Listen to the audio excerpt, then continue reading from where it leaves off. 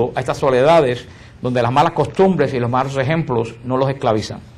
Su padre era un hombre de mundo, muy agresivo, y un día desafió a pelear en duelo a un enemigo y se llevó de testigo a su hijo Romualdo. Y sucedió que el padre mató al adversario. Horrorizado ante este horrible espectáculo, Romualdo huyó a la soledad de unas montañas y allá se encontró con un monasterio de benedictinos y estuvo 3 años rezando y haciendo penitencia. El superior del convento no quería recibirlo de monje porque tenía miedo de las venganzas del duque, padre del joven. Pero el arzobispo hizo de intermediario. Romualdo fue admitido como monje benedictino. Dios le tenía ya reservado un lugar para que él fundara una comunidad tal a la medida de sus deseos. Un señor llamado Malduli había obsequiado una finca en la región montañosa y apartada llamado Campo de Malduli, que allí fundó el santo su nueva comunidad que se llamó Camaldulenses, o sea, religiosos del campo de Malduli. En una visión vio una escalera por la cual sus discípulos subían al cielo vestidos de blanco. Desde entonces cambió el antiguo hábito negro de sus religiosos por un hábito blanco. San Romualdo realizó prodigios en nombre del Señor que se esforzaba que se mantuvieran ignorados. En el monasterio de la Camárdula sí obtuvo de sus religiosos observar la vida religiosa con toda exactitud que él siempre había deseado. Y desde el año 1012 existe la orden de los camaldulenses en diversas regiones del mundo. Observan perpetuo silencio y dedican bastantes horas del día a la oración y a la meditación. Son monasterios donde la santidad se enseña, se aprende y se practica. San Romualdo deseaba mucho derramar su sangre por defender la fe en Cristo. Y sabiendo que en Hungría mataban a los misioneros, dispuso irse para allá a misionar. Pero cada vez que emprendía el viaje se enfermaba. Entonces comprendió que la voluntad de Dios no era que se fuera allá a buscar el martirio, sino que se hiciera santo allí con sus monjes, orando, meditando y haciendo penitencia y enseñando a otros la santidad. La última noche de su existencia terrenal fueron 2 monjes a visitarlo porque se sentía muy débil. Después de un rato mandó a 2 religiosos que se retiraran y que volvieran a la madrugada a rezar con él los maitines. Ellos salieron, pero presintiendo que aquel gran santo se pudiera morir muy pronto, se quedaron escondidos detrás de la puerta. Después de un rato se pusieron a escuchar atentamente y al no recibir adentro ni el más mínimo ruido ni movimiento, convencidos de lo que podía haber sucedido, empujaron la puerta, encendieron la luz y encontraron al santo que se había ido con el Señor. Era un amigo más que Cristo Jesús se llevaba a su reino celestial. Este San Romualdo es el fundador de los camaldulenses. A lo mejor ustedes no saben quiénes son los camaldulenses, pero es una de las grandes órdenes de la iglesia. Es una iglesia de origen benedictino, pero es más rígida aún, que son casi parecidos a los cartujos. Los camaldulenses hacen voto perpetuo de silencio. No hablan entre sí, se levantan a las 2:30 de la mañana y a las 3 de la mañana ya están en oración. Y tienen vida de oración. Yo vi un documentario en EWTN de un monasterio que existe en Colombia, de los padres camaldulenses, y quiero decirle que habrían unos 20 monjes y el 85% era menor de 30 años. Monjes muy jóvenes. Y ellos lo decían, nosotros la mejor hora de oración es a las 3 de la mañana, porque esa es la hora que la gente ofende al Señor y es la hora donde muchos de los pecados entran en la cabeza del hombre. Y decía, mientras ustedes están durmiendo, nosotros estamos orando y velando.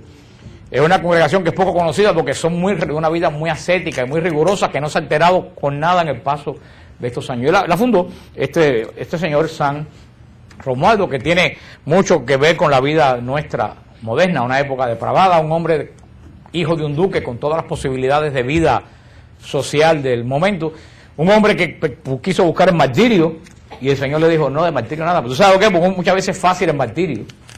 La gente dice, ¿cómo va a ser fácil el martirio? Sí, es fácil ir y que te corten la cabeza y se acabó el asunto. Pero el martirio más prolongado es el de vivir día a día con gente que tú tienes que soportar. Ese es lo que el Señor le dijo, ese es el verdadero martirio que tú debes buscar, la santificación de tus hermanos. O sea que es un gran santo que muchos de ustedes no conocen. Si tienen internet, entre al web y busquen camaldulenses y pueden saber más de esta orden de la iglesia. Yo digo que las órdenes religiosas son los grandes tesoros escondidos de la iglesia.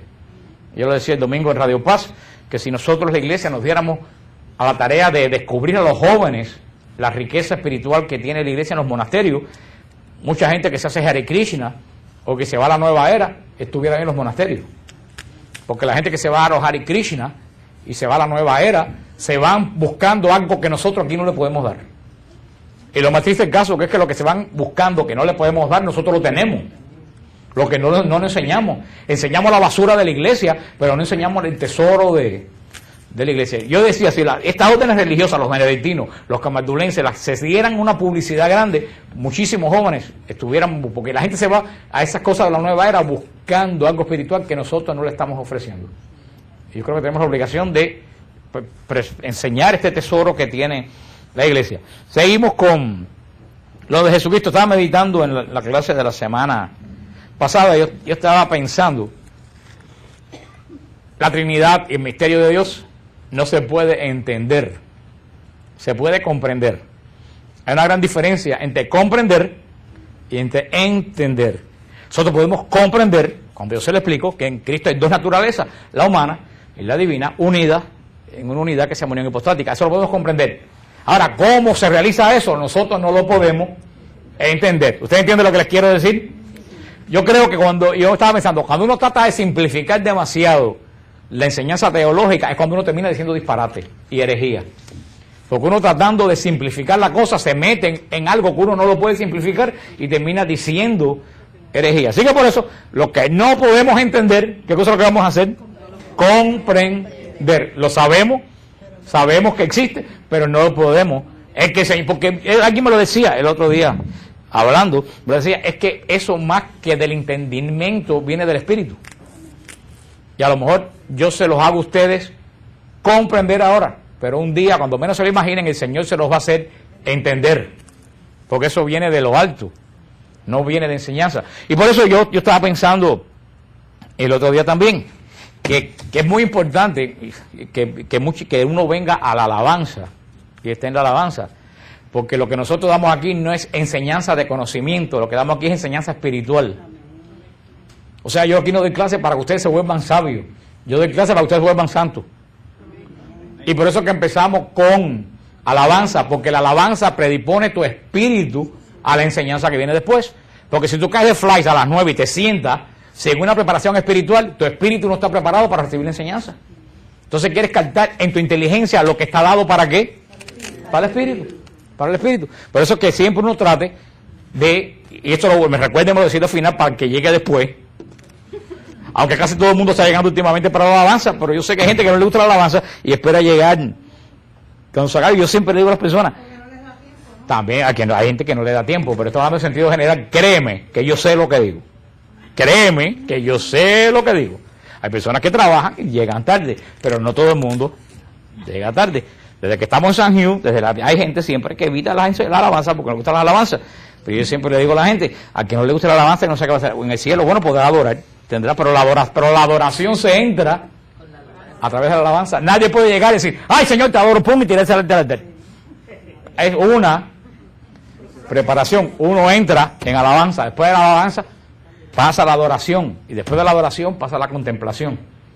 Usted no puede llegar, pum, y caer en éxtasis. No, eso no existe.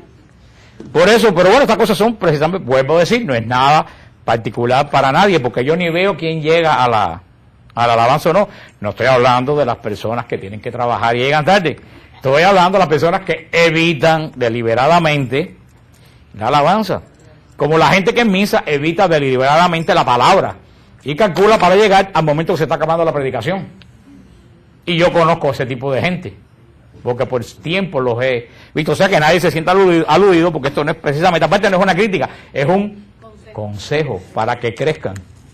Es un consejo espiritual, porque vuelvo a decir, las clases que damos aquí no son de la mente, no son de conocimiento, son de el Espíritu. Por eso invocamos al Espíritu Santo, para que el Espíritu Santo les abra el corazón. Estábamos hablando la semana pasada de Jesús, y vamos a seguir hablando de Jesús. En Jesús, dice el catecismo, que hay tres ciencias en Jesús. Una es la ciencia beatífica intuitiva. ¿Qué es la ciencia beatífica intuitiva? Jesús, por ser Dios, en su vida preexistente, cuando era el Verbo, veía a Dios cara a cara. Tenía la capacidad de ver el pasado, el presente, el futuro. Veía su apostolado, su muerte en la cruz. O sea, Jesús conocía todo eso desde el principio. O sea, no es que a Jesús le cogió de sorpresa la cruz. Jesús conocía el plan de Dios, tenía visión beatífica. ¿Qué cosa es la visión beatífica? Es la capacidad que tiene Jesús por ser Dios de contemplar a Dios cara a cara. Y al contemplar a Dios cara a cara, poder contemplar la historia, el presente, el pasado y el futuro. Eso solamente es propiedad de Dios y se llama visión beatífica. Jesús tenía ciencia infusa. ¿Qué cosa es ciencia infusa? La ciencia infusa es la ciencia que recibe, que le da Dios a los ángeles y a ciertas personas privilegiadas. Primero tenemos que tenemos visión beatífica. Eso solamente es patrimonio ¿de quién? De Dios. Es ver a Dios y la historia cara a cara, saber el presente, el pasado y el futuro. Eso solamente es privativo de Dios. Ahora, Jesús tenía ciencia infusa. Ya la ciencia infusa la reciben los ángeles y ciertas personas a quien Dios se los revela como un don del Espíritu Santo. ¿Qué es la ciencia infusa? Es el que sin haber estudiado, saber las cosas de Dios, las profundidades de Dios, porque Dios se lo da no por inteligencia, sino por su Espíritu. Esa es la ciencia infusa. Hay gente que dice, ¿cómo esta persona sabe tanto si nunca ha estudiado? Porque no viene de conocimiento humano. Es un don que Dios le da a los ángeles. La persona, Dios, Cristo Jesús, como verdadero hombre, como verdadero Dios tenía la visión beatífica, como verdadero hombre tenía la ciencia infusa, pero también Jesús tenía la ciencia experimental. ¿Qué cosa es la ciencia experimental?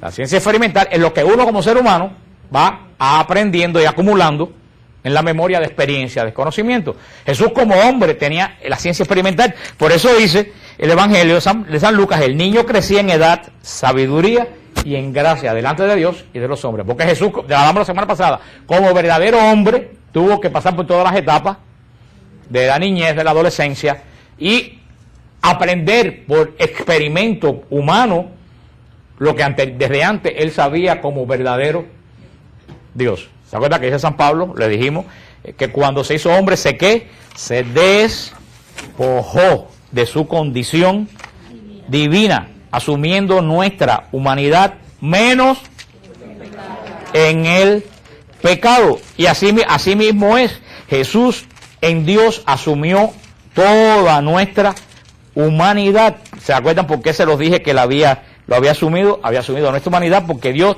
necesitaba tener una experiencia de cómo siente, sufre y vive el hombre, cosa que él después del pecado ya no podía penetrar en el misterio de Dios. Y lo conoció Jesús, pero que es misterio también, pero al conocerlo Jesús experimentalmente, también que lo conoció el Padre y el Espíritu Santo, porque son tres personas, pero un solo Dios verdadero. Dice San Pablo en Filipenses 2:6, el cual siendo de condición divina, no codició el ser igual a Dios, sino que se despojó de sí mismo, tomando condición de esclavo. Asumiendo semejanza humana y apareciendo en su porte como hombre, se rebajó a sí mismo, haciéndose obediente hasta la muerte y una muerte de cruz. Por eso Dios lo exaltó y le otorgó el nombre que está sobre todo nombre. Claro, Jesús, al ser verdadero Dios, al tener ciencia beatífica, al tener ciencia infusa, tenía una inteligencia brillante y no podía ser de otra forma. Como ser humano tenía una inteligencia brillante basada en la realidad de su vida, de donde él sacaba los datos, con la cual como Dios predicaba también como verdadero hombre. Por eso habla, miren los lirios del campo que no cosechan, mire la mujer que estaba barriendo y se encontró una moneda. Hablaba de cosas, de la experiencia de él, de su vida diaria, sin llegar a decir, como dice en Juan 6:27, así es necesario que el Hijo del Hombre sea glorificado para que el que crea en él tenga vida eterna. Fíjate que ningún hombre puede hablar así. Está diciendo que él tiene que ser, ¿qué? Glorificado. ¿Para qué? Para que el que crea en él, ¿qué cosa tenga? Vida eterna. Hermano, un hombre, si Abraham dice eso, o si Moisés dice eso, lo matan a pedradas. Ningún ser humano puede decir eso y que la gente lo acepte. Fíjate que dice que vida, ¿qué? Eterna. ¿Quién va a tener vida eterna? No, el que crea en Dios, está diciendo Jesús en ese momento. No, el que crea en él. Hermano, ahí tú ves cómo la visión beatífica está diciendo Jesús, crean en mí porque yo soy Dios. Nadie, como decían los judíos, nadie ha hablado como este hombre. Porque los judíos se daban cuenta que Moisés decía, el Señor dice, Abraham decía, el Señor me dijo, los profetas dicen de parte del Señor que decía Jesús, yo les digo. Jesús nunca decía, Dios le dice, Jesús decía, yo os digo. A ustedes se les dijo, no matará, yo les digo. El que con su mente llama a su hermano hereje, lo mató y es digno de la ajena. O sea, Jesús tenía poder divino. El Hijo del Hombre, cuando dice el Hijo del Hombre tiene poder para perdonar los pecados, cuando lo hablamos la semana pasada, el paralítico, solamente puede perdonar los pecados Dios. Cuando hemos hablado de la Biblia, y se lo he explicado 1.000.000 de veces, se lo voy a decir porque no me atrevo ni siquiera a preguntárselo, ni pregunto. La Biblia es un libro, a ver, me voy a arriesgar, es un libro de qué.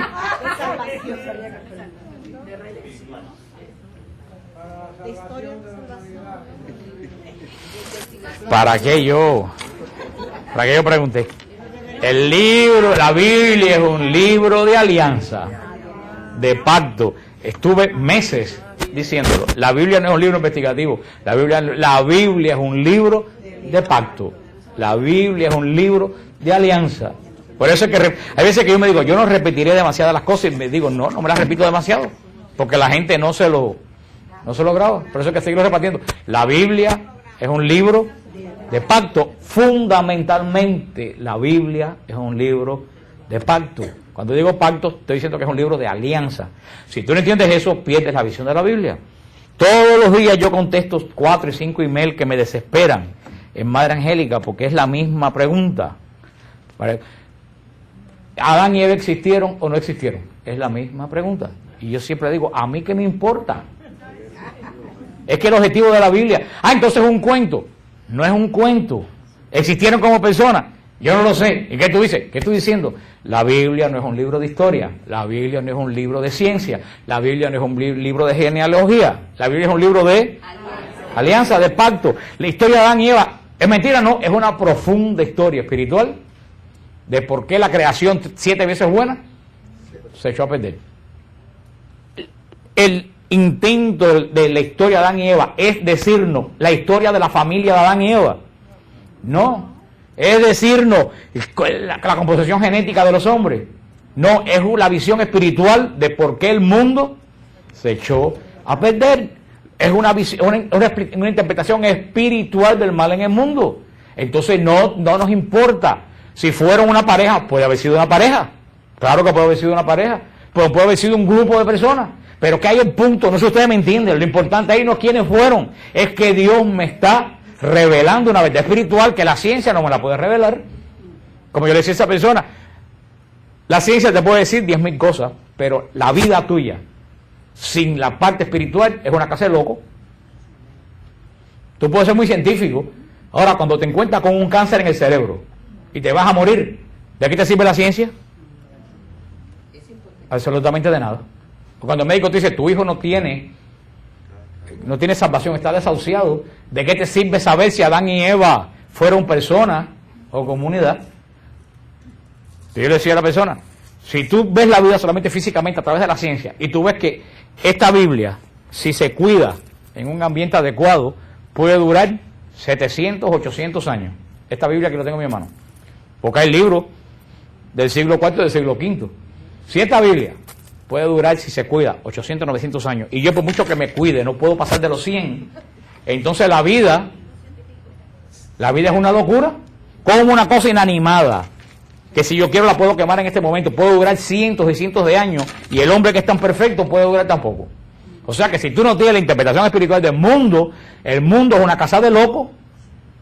Por eso es bueno conocer la parte científica, pero es que inclusive tú no entiendes la parte científica si tú no tienes una visión espiritual del mundo y de la creación. La Biblia no tiene desde el principio al final una sola palabra de ciencia.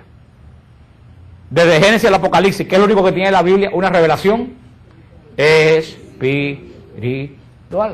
Por eso es un disparate ir a la Biblia a buscar historia, a buscar ciencia. No es un libro de ciencia, ¿es un libro de qué? De pacto. de la alianza de Dios, que para que Dios me demuestre la alianza que ha hecho conmigo para que yo pueda durar más que la Biblia esta, que puede durar 500 años. Pero eso es lo que yo digo, es que no se enseña, que la gente no entiende y siguen preguntando exactamente lo mismo. Y los científicos que tanto saben en las cuestiones espirituales son unos necios. Porque yo le dije a la persona, mira, dile a quien te lo dijo que él ha crecido mucho en ciencia, pero en fe se quedó en los 7 años. Es un enano espiritual. Y da vergüenza que un científico brillante sea en el espíritu, sea un enano. Jesús, estamos hablando, por eso empezó la conversación, que la Biblia es un libro de...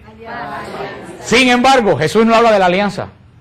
En su vida Jesús no habla de la alianza. Siendo tan importante que la Biblia es un libro de alianza y Jesús está en una alianza. ¿En qué alianza está Jesús? En la primera alianza. Y Jesús no va a adentrar a la segunda alianza. La única vez que Jesús habla de la alianza, ¿entre quién es la primera alianza? Entre Abraham y Dios. Y la segunda alianza sabemos que es entre Jesús y Dios. Pero la única vez que Jesús habla de la alianza está en Mateo 26, 28. Cuando dice, esta es mi sangre, sangre de la alianza nueva y eterna, que será entregada. Fíjate lo que dice, esta no es la sangre del Cordero, esta es mi sangre. Mi sangre. Estamos hablando a los ojos de los apóstoles.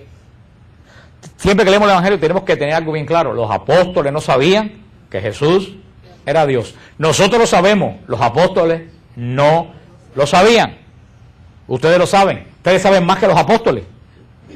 Los apóstoles no lo sabían. Porque a veces que leemos la Biblia con nuestra mentalidad del siglo XXI y ahí se pierde todo el sentido. Para los apóstoles, Jesús era un hombre tan especial que no sabían que era. Pero no sabían que era Dios, ni de lejos. Pedro es el que más llegó cuando dijo, tú eres el Hijo de Dios vivo, pero ahí se quedó. Tú sabes que no solo es el Hijo de Dios vivo, tú sabes que Jesús es Dios vivo. Por eso tenemos que empezar cuando dicen, ay, pero que Jesús no lo sabe todo porque dijo, ni yo sé cuándo es el fin del mundo. Yo digo, vuelvo a decirte, los hombres que le preguntan a Jesús cuándo es el fin del mundo, ¿quién piensan que es Jesús?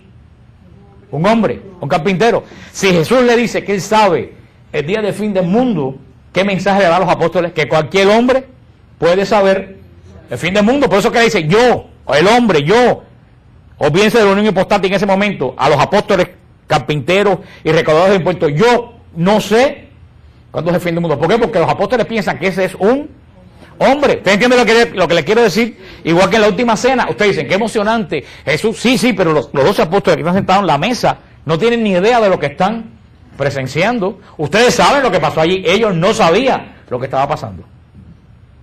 Dice, esta es mi sangre. Sin embargo, ¿a qué está señalando Jesús?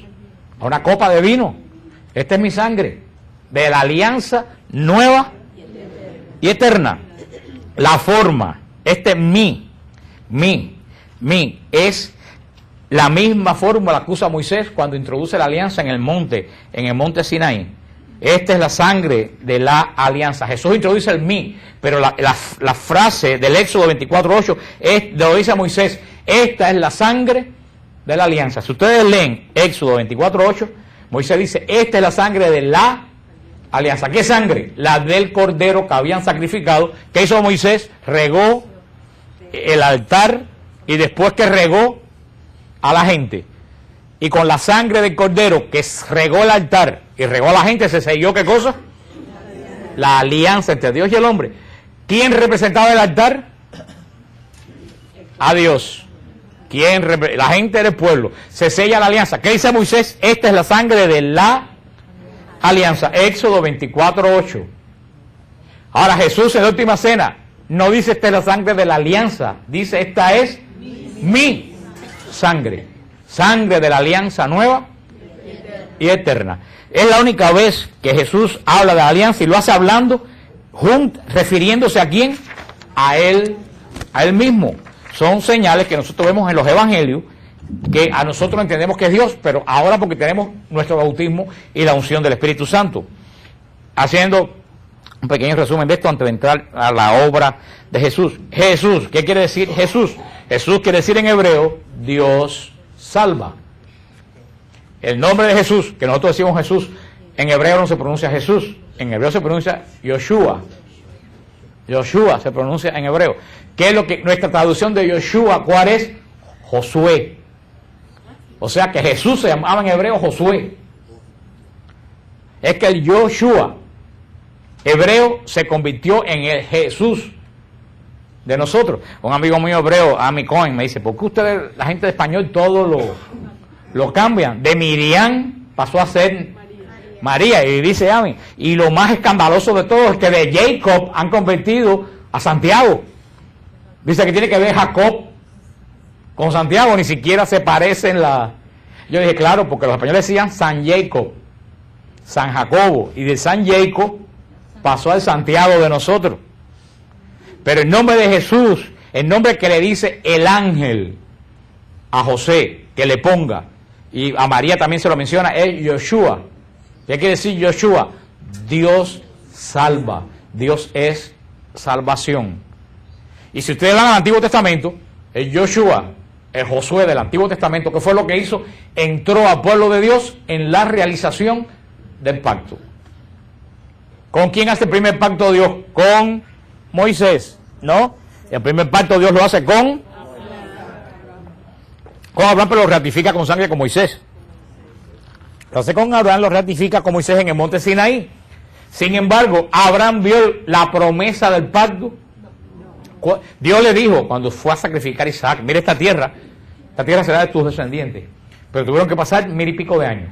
Abraham no vio. Moisés vio la tierra del pacto, sí, lo vio desde el alto del monte Moab, de los montes de Moab, cuando Moisés vio la tierra prometida, pero Moisés no entró. La promesa del pacto es que Dios le iba a dar una tierra. ¿Quién entró al pueblo de Dios a la promesa del pacto? Josué. Josué es el que cumple la promesa de Dios. Josué cruzó el Jordán con el arca y entraron a la tierra prometida. Josué, Dios salva, el Dios cumple la promesa. En la segunda alianza, segundo pacto. ¿Cuál es la primer pacto, la promesa? La tierra prometida. ¿Cuál es la promesa de la segunda alianza? El cielo, la vida eterna. Jesús, así como Josué entró al pueblo de Israel al cumplimiento de la promesa, Jesús nos introduce a nosotros al cumplimiento de la promesa en el segundo pacto. ¿Ustedes entienden? Por eso que Jesús se llama igual que Josué. El verbo toma el nombre de Yoshua. Josué, Dios salva. El ángel Gabriel se lo dice a María. Su nombre será Jesús. Fíjate que el ángel se lo menciona a María, pero ¿a quién le dice? ¿Le pondrás por nombre Jesús? A José. Porque el hombre es el que tiene que poner el nombre. ¿Se recuerdan a Zacarías que le preguntaban cómo se llama? Y Zacarías no podía hablar y no le podían poner nombre al muchacho hasta que Zacarías no escribió. Se llama Juan. El hombre ponía nombre. Por eso José, al ser el padre adoptivo de Jesús, al poner el nombre, Jesús se convierte en el padre legal. Y no solo legal ante la ley, legal del cielo, porque el mismo padre le dice, tú José le pondrás por nombre Jesús. O sea, lo entrega, como dice Mirta, se lo entrega, el mismo Padre Eterno lo entrega como hijo. Así que José es más que un padre adoptivo. Eso es verdaderamente el padre aunque no lo engendró, es el padre que lo crió. Como dice el hermano, es el padre de la obediencia de Dios. Mucha gente me dice, pero es que, ¿por qué si dice el profeta Isaías que Jesús se llama Emmanuel? Emmanuel no es un nombre. Ustedes no van a conocer ningún judío que se llame Emmanuel. No existe. Emmanuel raya él. Es un título mesiánico que dice Dios con nosotros. Y dice el profeta Isaías, es padre de los pueblos, Dios con nosotros, príncipe de la paz. No es un nombre, es un título. Emmanuel no es nombre judío. Sin embargo, Yoshua sí es nombre judío, es el nombre de Jesús. Por eso, al recibir el nombre de Jesús, en Jesús Dios recapitula toda la historia de la salvación. La entrada a la primera alianza y la entrada a la segunda. En la primera alianza Dios libera de la esclavitud a Israel de Egipto. En la segunda alianza Dios nos libera de la esclavitud del pecado. Por eso aquel que es esclavo de un vicio, de un pecado, todavía no está plenamente en el reino de Dios. El nombre de Jesús significa que el nombre mismo de Dios está en la presencia. Fíjate que Jesús lleva el nombre mismo de Dios. Dios salva. Dios salva. Y recuérdense que en Israel los nombres definen a la persona. ¿Se recuerdan que hablamos que los nombres definen a la persona? Isaac, el hijo de la risa, definen a la persona. Fíjate, ¿qué nombre mejor para definir al verbo que el nombre de Jesús? Dios salva. Si hay que definir a Jesús, hay que definir que Jesús nos vino a salvar. Dios salva. Igual que Miriam, María. ¿Qué es lo que quiere decir Miriam en hebreo? María, señora. Pero no una señora cualquiera, nada más y nada menos que la hermana de Moisés. Una de las grandes señoras del pueblo de Israel. ¿Qué cosa es María? Una de las grandes señoras del pueblo de Israel. El nombre de Jesús, lo hemos explicado montones de veces. El nombre de Jesús, solamente el nombre de Dios, perdón, el nombre de Dios, Dios Salvador, era solamente pronunciado el día de Yom Kippur, el día de la expiación, cuando el sacerdote tiraba la sangre y gritaba el nombre de Dios y se realizaba el perdón de los pecados de Israel. Era un nombre expiatorio. No, volvemos al mismo nombre de Jesús. ¿Qué nombre más expiatorio que el nombre de Jesús? Que cargó todos nuestros pecados y nos redimió. Por eso fíjate lo que dice San Pablo en este himno de los Filipenses, que es uno de los más hermosos de Jesús. Dice, Dios le concedió el nombre que está sobre todo nombre. Fíjate, sobre todo. ¿Hay algún paréntesis con una excepción? Está inclusive por encima del nombre de Yahvé. Porque no dice, Jesús es el nombre que está sobre todo nombre, a excepción del nombre que se gritaba en la expiación. No, el nombre de Jesús claramente dice, es el nombre que está sobre todo. ¿Por qué? Porque Yahvé no es un nombre. Lo explicamos cuando la primera parte. Yahvé es la contracción de las primeras sílabas de yo soy el que soy. Pero no es nombre propio, porque Dios no necesita nombre propio. ¿Por qué Dios no necesita nombre propio?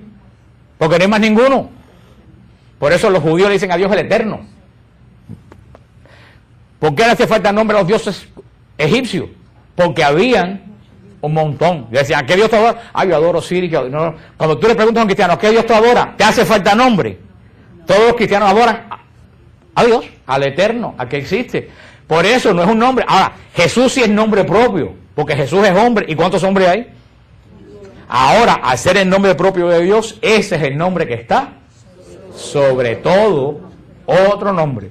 Y dice Filipenses, para que al nombre de Jesús toda rodilla se doble, en los cielos, en la tierra y en los abismos, y toda lengua confiese que Cristo Jesús es Señor, para gloria de Dios Padre. Ese es para mí uno de los capítulos más poderosos de toda la Escritura.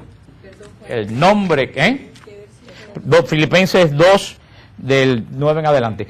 El nombre que está sobre todo nombre. En el nombre de Jesús, el nombre de Jesús está en el corazón de toda la plegaria cristiana. ¿Cómo terminan todas las oraciones cristianas? Por Cristo nuestro Señor. Toda la oración, no hay oración de la iglesia litúrgica que no termine por Cristo nuestro Señor. O sea que el nombre de Jesús es el corazón de la plegaria. No puede existir plegaria que no termine por Cristo nuestro Señor. No importa a quién tú la dirijas, toda la plegaria termina en el nombre que es puente entre cielo y tierra. La misma Ave María, que podemos decir no termina así, pero dice, bendito es el fruto de tu vientre, coma Jesús. O sea, Jesús está en el corazón. ¿Cuántos cristianos muertos como murió Santa Juana de Arco? ¿Cuántos cristianos en la persecución de Stalin, en el paredón de Cuba? ¿Cuántos cristianos han muerto como los mártires de la Guerra Civil Española, que están canonizando 140 en este momento, Juan Pablo Benedicto XVI? ¿Cuántos mártires han muerto en la boca el nombre de Jesús? Es el nombre poderoso, el nombre que hay que repetir en tribulación, en momentos difíciles, en momentos de debilidad. Es el único nombre que se puede repetir mañana, tarde y noche. El nombre de Jesús. Y no es que es un nombre mágico, es que cuando se pronuncia el nombre de Jesús, toda rodilla se dobla. Como el testimonio que dio la hermana. No puede quedarse nadie de pie delante del nombre de Jesús. Es un nombre poderoso que nosotros los cristianos no lo sabemos y lo mal usamos. Porque cuántas veces decimos Jesús por gusto. Por cualquier tontería decimos Jesús.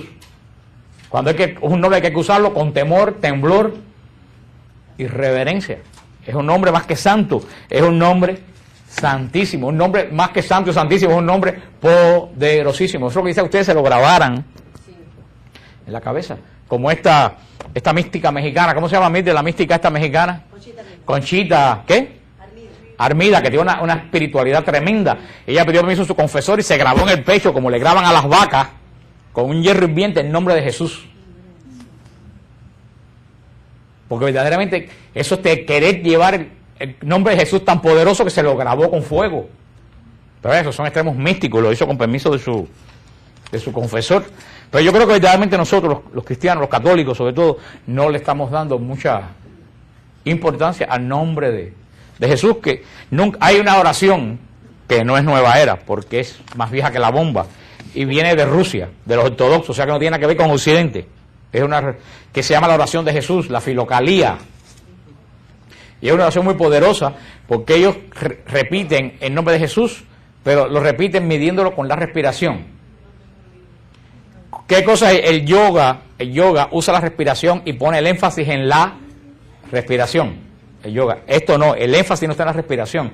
La respiración es lo que te da el ritmo de pronunciar el nombre de Jesús, porque la importancia no está en la respiración. ¿Dónde está la importancia?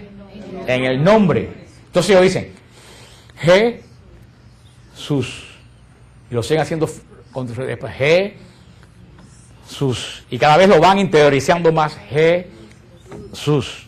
Hagan ese ejercicio para que ustedes vean que no es yoga ni nada por el estilo. Para que ustedes vean cómo la paz de Dios desciende. O también muchas veces eso se llama la filocalía. La filocalía, la oración de Jesús. También ellos lo utilizan con jaculatoria. Por ejemplo, dicen: Hijo de David, ten compasión de mí. Hijo de David. Tú lo haces ahora porque lo estás, pero cuando tú lo practicas, ya tú ni miras la respiración, tú lo vas diciendo continuamente: Hijo de David, ten compasión de mí. Hijo de David. Eso, hermano, pero sobre todo me gusta más usarlos, sobre todo con el nombre de filocalía.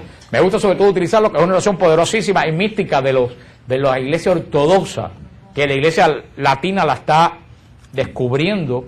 Pero recuérdense que el énfasis no está en la respiración. La respiración es lo que marca el ritmo, la secuencia con que, para que no esté Jesús, Jesús, Jesús, es lo que marca la secuencia. ¿Nombre de Jesús propio? ¿Cuál es? Jesús. Nombre propio de la segunda persona de la Trinidad, Jesús. Dios salva. Título, por esencia de la segunda persona de la Trinidad, Cristo. O sea, Jesús es de nombre, Jesús. Y de título, Cristos. Cristos viene de la traducción, Cristos es la traducción griega de la palabra Messiah, Mesías. Ungido, quiere decir ungido. O sea, Cristo es la palabra griega para definir Mesías. Y la palabra Mesías quiere decir el ungido. O sea, que Cristo no es nombre. Cristo es un título mesiánico. Cristo no es un ungido. Cristo es el ungido. Nosotros somos ungidos. Todos somos ungidos en el bautismo. Cristo no es un ungido. Tú eres un ungido. Tú eres un ungido. Jesús es el ungido, con la unción. ¿Cuándo se cree que físicamente fue la gran unción de Jesús? En el bautismo, en el río Jordán. Cuando desciende sobre él el Espíritu Santo y que Dios lo proclama Mesías, dice: ese es mi Hijo muy amado, escúchenlo. Y fíjense qué interesante, ¿dónde ocurre la unción mesiánica? No como Dios. ¿Dónde ocurre la unción mesiánica de Jesús? En el río Jordán. Voy a repetir, ¿dónde ocurre? ¿Y qué fue el río? ¿Tú sabes dónde ocurre la unción mesiánica de Jesús en el Jordán? En el lugar donde Josué hizo entrar a Israel a la promesa. Todavía no se puede ir a ese lugar, a lo mejor el año que viene ya se puede ir, porque Guillermo, yo creo que yo te enseñé el lugar, ¿no? Ya, yo sé, Carlos, yo les enseñé a ustedes el lugar. A los demás no se lo enseñé porque como estaban mirando un gato, tirándole fotos a un gallo. y comprando cosas no lo llevé. Pero yo le enseñé el lugar que está de lejos, que hay unas excavaciones y todavía no se puede ir, pero dentro de poco se va a poder ir al lugar donde verdaderamente Jesús fue bautizado. Y es importante porque en ese lugar, fíjate, en ese lugar fue donde el arca de la alianza entró y el río Jordán se abrió, segunda vez que se habla en mar, el río en este caso, y Josué entra con el pueblo, a través del río Jordán entra la promesa de Dios. En ese mismo lugar donde Israel entró a la promesa, Jesús es ungido Mesías. Jesús que nos va a adentrar ¿a qué? A la nueva promesa, a la nueva alianza, a la nueva promesa de Dios. Y en ese mismísimo lugar que Jesús hasta ese momento, ¿qué es lo que tenía? Una vida privada. La vida privada de Jesús en Nazaret. La vida del hijo del carpintero. A partir de ese momento Jesús ya no regresa jamás a la vida de hijo del carpintero de Nazaret. A partir de ese momento Jesús, de ahí a dónde sale directo, al desierto a enfrentarse con el demonio. Recibe la unción y sale a enfrentarse con el demonio. Y de ahí sale a la misión de los 3 años de predicación, que termina con la cruz, con la resurrección y con la subida al cielo. Pero Jesús es ungido Mesías en el río Jordán. Ahí es donde adquiere el título de Cristo, el ungido. Por eso la iglesia, todos los cristianos del siglo I, ha hecho la composición de ambos nombres: Jesús, Cristo, Jesús, el ungido. Es lo que quiere decir. O como Pablo dice, que Pablo lo dice al revés, Pablo siempre dice Cristo, Jesús, el ungido Jesús. Por eso cuando Jesús regresa de nuevo a Nazaret, que ya es ¿qué cosa? Ungido. Jesús salió de Nazaret siendo ¿qué cosa? Carpintero. Jesús salió de Nazaret, como toda la gente que salió de Nazaret, a ver a Juan el Bautista. Con todos, se metió en el agua entre todos los pecadores. Por eso dice la Escritura, será contado entre los pecadores. Jesús baja, y ojo, el bautismo de Juan no es el bautismo de la iglesia. En absoluto no lo es. El bautismo de Juan es un ritual judío de conversión. Hasta el día de hoy, si tú te conviertes en el mundo judío, te dan un baño de inmersión de agua, una ablución de agua, para pasar a ser prosélito judío. Fíjate que a Juan no le preguntan los fariseos qué tú haces, le preguntas con qué poder tú haces eso, porque eso era potestad del templo. Ellos no le preguntan qué tú estás haciendo aquí, no, con qué poder tú estás haciendo eso. O sea, tú no eres sacerdote, con qué poder tú estás haciendo este ritual que es propio del templo. Era un ritual de conversión, de alguien que quiere entrar al judaísmo, de alguien que ha pecado y tiene que darse, o las mujeres cuando tenían la menstruación tenían que darse ese baño ritual también, porque se hacían impuras por la sangre, tenían que volverse a darse, hasta el día de hoy se lo tienen que seguir dando. Cada vez que tienen la menstruación, los ortodoxos tienen que darse el baño ritual. Ahora, el bautismo de la iglesia es obra del Espíritu Santo. El Espíritu Santo no vino ¿hasta cuándo? Hasta Pentecostés. Entonces el bautismo de Jesús no pudo ser el bautismo de la iglesia.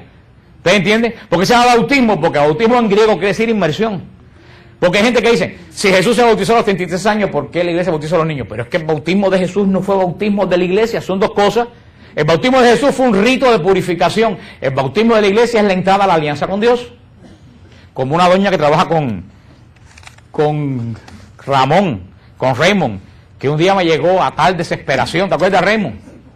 Que yo le dije a Raymond, ya hicimos las paces y nos hablamos de... Yo dije a Raymond, no me la ponga más al teléfono porque la van a matar. Porque yo le explicaba. Y cuando yo terminaba la explicación, mira, el bautismo de Jesús fue un bautismo de purificación, no fue sacramento, el bautismo es obra del Espíritu Santo. Me decía, pero Jesús se bautizó a los 33 años y ustedes bautizan a los niños. O sea, no entendía. Pero bueno, mi hermana, siguiendo tu conclusión, si hay que bautizarse a los 30 años, porque Jesús se bautizó a los 30, a los 33, clávate en la cruz. Ya, se acabó. Vaya, una otra. No insiste que tiene que ser a los 30 porque Jesús se bautizó, bueno, a los 33 crucifícate. Pero ustedes tienen claro que no, el bautismo dice, porque Jesús se bautizó, Jesús no tenía pecado, no se tiene que bautizar, Jesús no tiene que entrar a la alianza porque Él es. ¿Ustedes entienden lo que le quiero decir? No tiene nada que ver lo que pasó en el agua de Jordán con el bautismo sacramental de la iglesia. Pero este término de ungido, fíjate que cuando Jesús Jesús es bautizado, con lo que le estaba explicando. Jesús sale de Nazaret con toda la gente, con todos los amigos iría, con todos sus vecinos que dirían, vamos a ver ese hombre que está predicando el reino de Dios y a pasar el proceso. Bien, entra al agua, Dios lo unge Mesías, lo presenta. Este es mi hijo muy amado. ¿Qué dice Juan? He ahí el Cordero de Dios que quita el pecado del mundo. De ahí Jesús lleno de Espíritu Santo, porque Jesús como hombre se llenó de Espíritu Santo, descendió sobre él como paloma. Primera vez que el Espíritu Santo desciende como paloma. ¿Por qué como paloma? Porque el Espíritu Santo no tiene forma, es, ¿qué cosa? Espíritu, como el Padre. ¿Por qué como paloma? Ay, hermano, porque dice el libro de Génesis, que cuando, no, tú vas a ver, dice el libro de Génesis que cuando Dios destruyó el mundo, ¿se acuerdan en el arca de Noé? Noé se enteró que la ira de Dios había pasado porque vio venir una paloma. Cuando vio la paloma dijo, abran que la ira de Dios pasó. El Espíritu Santo viene en forma de paloma. Fíjate que está Jesús también, el Espíritu Santo viene sobre Jesús, pero viene sobre las aguas. Viene diciendo, la ira de Dios ha pasado. Ha comenzado el tiempo de la redención. Por eso que la paloma se presenta en forma de paloma del Espíritu Santo. Cuando en Pentecostés se presenta en forma de fuego. Pero por eso que mucha gente no sabe por qué es paloma, por qué fue una paloma y no otro animal. Porque la paloma le anunció a Noé de que la ira de Dios había terminado. Cuando Jesús sale, que se enfrenta con el diablo y regresa después a Nazaret, llega a la sinagoga de Nazaret. Nosotros estuvimos este año en la sinagoga de Nazaret y verdad que tuvimos un día precioso en la sinagoga. De todas las veces que yo he ido, esta es la vez que ha habido, yo he visto más unción le leímos el pasaje y estuvimos cantando y de verdad que fue, de fe que vino un grupo de alemanes y nos pidieron después que volviéramos a cantar, porque cantamos eso del hombre de Galilea, por ahí va pasando el hombre pero leímos eso, y fíjate lo que dice Jesús, cuando comienza Jesús la lectura que hace en la sinagoga, recién bautizado, dice, el Espíritu de Dios está sobre mí y me ha ungido. Está constituido.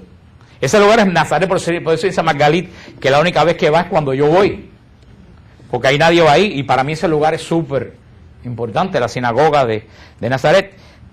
Jesús tiene el título de Cristo de ungido del Espíritu del Señor, como dice la lectura del profeta Isaías. El Señor me ha ungido y me ha enviado a predicar la buena nueva a los pobres, la liberación a los cautivos, a los ciegos que recobren la vista, el tiempo de gracia de la era mesiánica. O sea que vemos el nombre propio de la segunda persona, Jesús. Título por excelencia, Cristo, el ungido. Ahora, también Jesús tiene el título de Hijo único de Dios. Hijo de Dios se le da en el Antiguo Testamento a los ángeles. Se le llama hijos de Dios. Jesús no es uno de los hijos de Dios. Jesús es hijo de Dios. Todos nosotros somos hijos de Dios por adopción. Jesús es hijo, podríamos decir, natural. Jesús es el único hijo nacido de las entrañas de las entrañas de Dios. Porque antes de que Jesús nace de María como hombre, pero no como Dios, Jesús nace de las entrañas de Dios. Es verdaderamente el único, y el único que pudo penetrar ese misterio fue Pedro. Pedro no dice, tú eres un hijo de Dios, dice, tú eres el hijo de Dios vivo. Por eso dice Cristo, eso que tú has dicho, Pedro, no te lo reveló la carne, la inteligencia. Esa revelación solamente viene de lo alto. Por eso ahora yo te digo, tú eres piedra, tú eres la roca, porque tú eres el que recibiste la revelación de lo alto de quién soy yo. A nadie más se le reveló. Por eso tú puedes decir, sí, Jesús es el Hijo de Dios, hasta que tú no recibes de lo alto esa revelación, que es una revelación espiritual. Porque esto que estoy diciendo aquí, se estoy diciendo ahora intelectual. Pero eso ustedes tienen que pasarlo del intelecto no, ni siquiera al corazón, al espíritu. El corazón sigue siendo humano, al espíritu. Va a llegar un momento de su vida, si no ha pasado ya, que ustedes de buena pena van a decir, se les va a abrir y van a darse cuenta que Jesús verdaderamente es hijo de Dios, de la misma sustancia de Dios, como se lo reveló a Pedro. Porque una cosa es entenderlo y una cosa es conocerlo. Son dos cosas totalmente distintas. Jesús, otro título de Jesús, Señor. Jesús es Señor. Lo comentamos, procesamos en credo. Ahora, cuando habla, la primera vez que menciona, se le da el título a Jesús de Señor, se lo da el Espíritu Santo, por boca de Isabel. Isabel, llena de Espíritu Santo, dice San Lucas, le dijo a María, qué gracia que la madre de mi Señor venga a mí. Si ustedes van a la escritura griega, dice, qué gracia que la madre de Curios, que la madre, Kyrios es el nombre griego de Dios, la madre de Kyrios. Kyrios es la traducción de Adonai. O sea que lo que Isabel dijo, hablando hebreo, qué gracia que la madre de Adonai venga a visitarme. Adonai nada más que se le da a los hombres en hebreo es Adón. Adonai solamente se usa. Por eso que la iglesia dice desde el siglo III que María es madre de Dios. Porque lo dijo el Espíritu Santo por boca de Isabel, la madre de Adonai. Adonai solamente. Y es más, si tú vas a cualquier Biblia protestante, cuando dice Isabel, la madre de mi Señor, ¿con qué S está puesta? Con esa mayúscula. ¿A quién se le pone la Biblia solamente? A Isaías se le pone el Señor Isaías con esa mayúscula. ¿A quién se le pone? A Dios. Señor, Kyrios, es la traducción de Yahvé, de Adonai. A partir de ese momento, ya Jesús, sabemos, desde que lo dice el Espíritu Santo por boca de Isabel, que Él es el Señor. Vuelvo a decir, no un Señor, porque la nueva era dice que Jesús es un Señor, junto con el Señor Buda, junto con el Señor Mahoma, junto con el Señor. Jesús no es un Señor, Jesús es Él, el Señor. Él es el Señor. Y fíjate qué interesante, si ustedes van al Salmo 110, y ese es un salmo que a los judíos los deja sin palabras, porque el Salmo 10, el Salmo 110 cuando tú lo lees en español no te dice nada. En español no dice nada. El Salmo en español dice, le dijo el Señor a mi Señor, siéntate a mi derecha. Pero en hebreo dice, le dijo Yahvé a Adonai, siéntate a mi derecha. Entonces tú le dices a judío, y un judío se quedó sin palabras cuando le dice eso. Le dije, ¿tú me puedes explicar cómo Yahvé, cómo Adonai se va a sentar a la derecha de Yahvé, si es la misma palabra para un solo Dios? ¿Cómo Dios se puede sentar al lado de Dios? ¿Tú te das cuenta ahí que Adonai es alguien diferente en persona a Yahvé? Cuando dice, le dijo el tetragrama Adonai, siéntate a mi derecha. Porque ellos dicen que es el rey David. Yo digo, el rey David no se le llama Adonai. Olvídate de eso. Y ese Salmo 110 es poderosísimo para hablar con un judío. Título de Jesús. Nombre de Jesús. Título. Cristo. También reconocido como hijo. Hijo único. Hijo de Dios. Otro título mesiánico de Jesucristo que mucha gente no entiende. Hijo del hombre. Hijo del hombre. Fíjate, no hijo de hombre, hijo del hombre. ¿Por qué hijo de hombre? Eso viene de la profecía de Daniel. La profecía de Daniel dice que ve en el cielo el hijo del hombre viniendo sobre las nubes. Daniel dice en su libro que el Mesías lo ve como hijo del hombre. Por eso el hijo del hombre es un título mesiánico de Jesús, hijo del hombre. Por eso la gente pregunta, ¿por qué hijo del hombre? Bueno, ya lo tiene, porque es un título mesiánico. Hijo de David. ¿Por qué hijo de David? Más que hijo de David, es descendiente de David. Pero si ustedes se recuerdan, la gran profecía del profeta Natán a David fue que le dijo, un descendiente tuyo se sentará en el trono hasta el final de los tiempos. Salomón se sentó en el trono hasta el final de los tiempos. ¿No? Cualquier rey de Israel se sentó en el trono hasta el final de los tiempos. ¿Algún hombre se puede sentar en un trono hasta el final de los tiempos? ¿Quién es el único que puede durar hasta el final de los tiempos? Dios. Por lo tanto, estamos diciendo que Jesús es Dios. Este es uno de los argumentos por los cuales Jesús no pudo tener hermano. Que nuestros hermanos protestantes, con su cabeza chiquitita, llena de versículos bíblicos, no pueden entender. Si Jesús tiene hermano, Jesús está bajo la ley. Si Jesús tiene hermano y Jesús es el mayor, José era el único heredero que quedaba de la casa de David. Y eso es una enseñanza de cómo pasan las glorias del mundo. El reinado más poderoso de Israel, que se emparentó con la dinastía egipcia, con la reina de Sabá, vino nada más y nada menos de Etiopía. ¿A qué quedó reducido? A un simple carpintero. No, fue masacrado toda la casa de David en el exilio babilónico y solamente quedaba heredero de la casa de David, José. Dice, bueno, Cristo no es hijo de José. Sí, bajo la ley, Cristo es hijo de José. Por eso Jesús hereda a través de José el trono de David. Cuando muere José, ¿quién es el heredero del trono de David?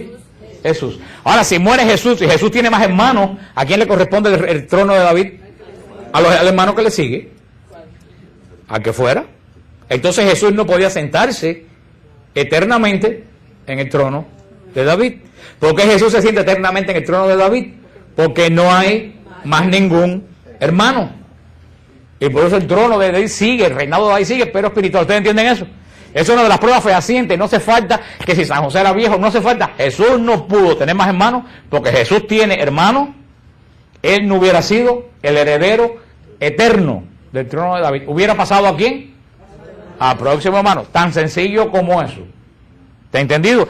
Porque heredero del trono de David, hijo de David, le llama, hijo de David es también una expresión mesiánica. Este es el Mesías, el que se va a sentar en el trono para siempre.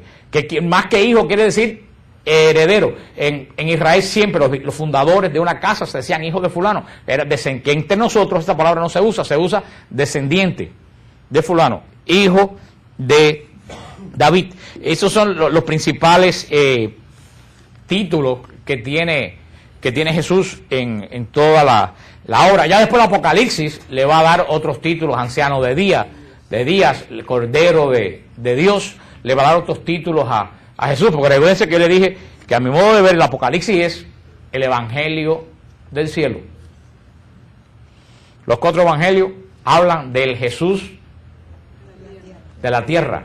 El Apocalipsis habla de Jesús celestial, es lo que de la obra de Jesús en el cielo. El Apocalipsis es el que quiere saber qué hace Jesús en el cielo, tiene que leerse el Apocalipsis. No hay ninguna otra. Apocalipsis y el capítulo 9 de la carta a los Hebreos. Por eso el Apocalipsis no es el libro del fin del mundo, es el Evangelio celestial. Solo que solamente lo pueden darse cuenta las personas que son espirituales, y lo hablamos ampliamente.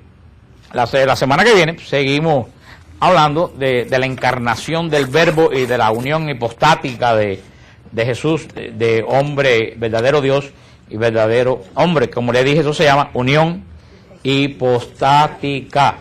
Hipóstesis quiere decir en griego sustancia, persona, pero no persona. La hipóstesis de uno es lo que tú eres, tu personalidad, tu forma de ser, tu yo personal. Eso es hipóstasis, es la sustancia de una persona. Por eso, como dice, unión hipostática es la unión de las dos naturalezas de Cristo. Porque Cristo tiene dos naturalezas. Una naturaleza es divina y la otra naturaleza humana. Por eso es verdadero Dios. Ahora la iglesia dice, y esto es muy importante entender, porque hoy andan a pila de herejías del siglo III, como el sabenialismo y todas esas cosas dando vuelta por ahí. Es importante entender que las dos naturalezas, humana y divina, están en Jesús, no confundidas, sino unidas y cooperantes. La naturaleza humana coopera con la naturaleza divina y la divina con la humana, pero se llama unión hipostática porque nadie puede decir dónde empieza Jesús divino y dónde empieza Jesús humano. Es como ustedes cogen y un ejemplo, vuelvo a decir, para encarar en la herejía, un ejemplo sencillo para que ustedes entiendan. Cogen sal y cogen azúcar y la ligan la sacuden. Ustedes pueden decir cuál es la sal y cuál es el azúcar. Sin embargo, hay granos allá adentro, igual de uno y de otro, pero están totalmente están unidos y cooperando y forman un sabor diferente y extraño. Ustedes lo que decir, así están las dos naturalezas de Jesús. No están fundidas, están cooperantes, pero están tan unidas que tú no sabes dónde es una ¿Y dónde es la otra? Como lo más que hay poco, que hay un santo, no me acuerdo que lo dijo, que decía, todo lo humano de Jesús es divino. Y toda la divinidad de Jesús es humana. Eso se llama la unión hipostática. Eso es lo que quiere decir, que desde el primer segundo que Jesús fue una célula en el vientre de María, desde esa célula única o primera que se formó en el vientre de María, esa célula era totalmente humana y totalmente divina. Que el feto que se desarrolló en el vientre de María por 9 meses fue un feto totalmente humano y totalmente divino. Que ese niño que María dio a luz la noche santa de la Navidad era totalmente humano y totalmente divino. Y que el hombre que muere en la cruz es totalmente humano y totalmente divino. Y el que sube a los cielos es totalmente humano. Y el que está mediando delante del Padre es totalmente humano. Y el que va a regresar a juzgar vivos y muertos es totalmente humano y totalmente divino. ¿Ustedes entienden eso? Por la herejía que les expliqué, que hay por ahí gente predicando en iglesias pentecostales, que cuando Jesús nació era un niño como cualquier niño, y que la divinidad vino el día del bautismo. No, herejía del siglo III, no existe. Jesús, por eso María es madre de Dios, porque cuando parió a Jesús, parió a un niño que era verdadero Dios y verdadero hombre. María no parió a Jesús, porque Jesús y Dios no se pueden separar. Eso es lo que se llama la unión hipostática. Hipostática. Después vamos a seguir viendo la muerte de Jesús y todo eso, que cuando Jesús sufría la naturaleza humana de Jesús, pero de cierta forma también sufría la divinidad de Jesús, porque Dios no era un hombre con una divinidad inmune dentro, está totalmente entrelazada a la humanidad. ¿Cómo se llama eso? Unión hipostática. Las dos naturalezas. Cristo posee dos naturalezas cooperantes y que forman una sola persona llamada Jesús de Nazaret. Eso es fundamental en el cristianismo. Y ojalá que ustedes logren mantener ese nombre. Anuncios.